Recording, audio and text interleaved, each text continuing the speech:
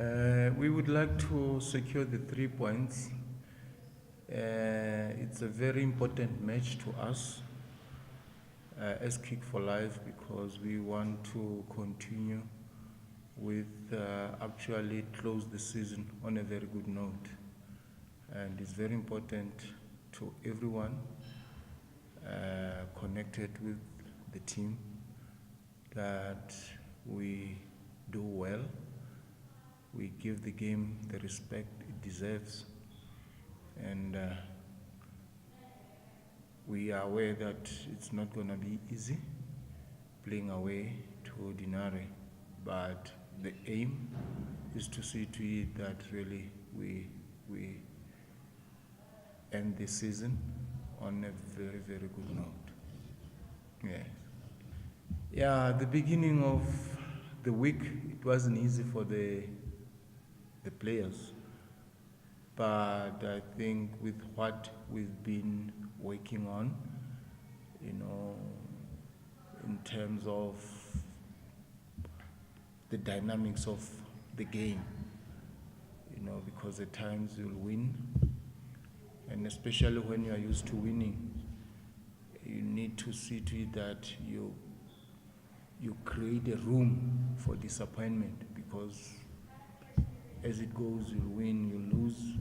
So the match that we lost last weekend to the Parkway was a crucial match to us, and the boys had given their all. So it wasn't easy for them to have that disappointment of not qualifying for the top four. So we had to, open that box of disappointment and work on it. And I think they have now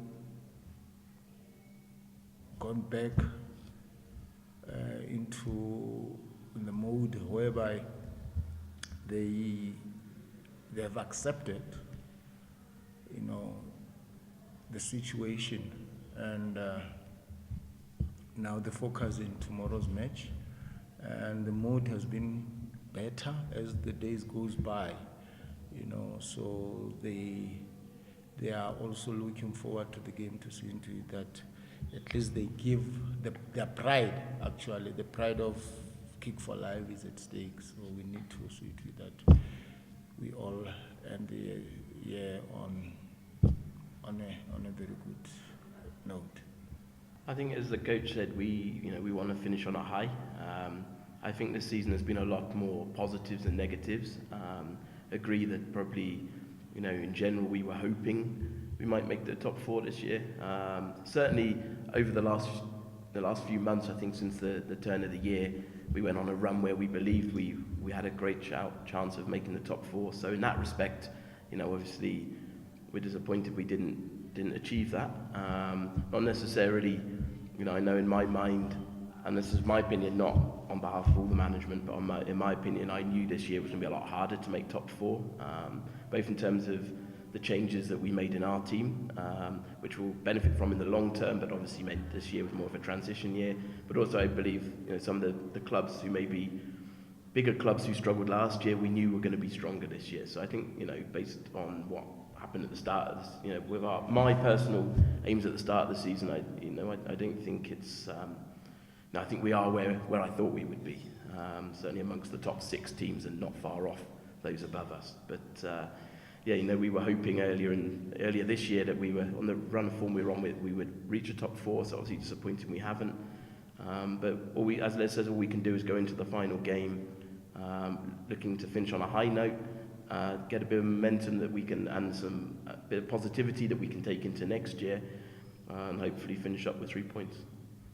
Actually, our planning for tomorrow didn't start today; it started yesterday. We've been looking at this a long time now. Next season is, we really want to target a good year next year on and off the field, and not just talking results and the team on the field, but as a club, I really think next year we can push forward a lot. So the planning's been going on. We've been sitting down on a regular basis, probably for the last, certainly since January, looking ahead to next season. So we have names in mind. We have a list of players that we are looking at that we believe will will add value, will strengthen our team, but also fit with the way we're trying to go. But obviously, as always, we can't say who that is. But we believe we will come back as an even stronger team next season. Yeah. That decision isn't always just on us, it's also on players. We have players coming out of contract, so the ball's in their court on that one. But like every year, at any club, there's always some players who move on, and I'm sure it'll be the same with us. Yes, probably. Not really. Yes, of course, there would be some changes because of some injuries to some of our players, the likes of Rastabile, Kolotsane, who's injured. So, yes, of course, we'll see some other players coming in, and we're going to have a very, very competitive team tomorrow. So, yeah. Bonang is fine, but because of the head injury that he sustained, we thought it would be best that he should, rest. So he won't be featuring this weekend. So together with Rastabele. So Bokamotana is still also out. He had a scan again, and MRI scan was made last week. So the results are still with the doctors. So we're having a few out, but definitely we'll have a very competitive team for tomorrow's match. We're happy with, so not happy that we didn't quite get that top four, but we're happy with how the season went as a whole. I think we have made more progress in terms of the longer term picture, and now we've got something to build on next year. And I think we've put a lot of plans in place to kick on again next year, and I think there'll be a few changes that might surprise people in a good way coming up. I think people will be excited when they see some of the things that we're trying to do on and off the field. Again, thank you to everyone who's been part of our success this year. Stay on board for next year, because it's going to be exciting times to be part of Kick4Life.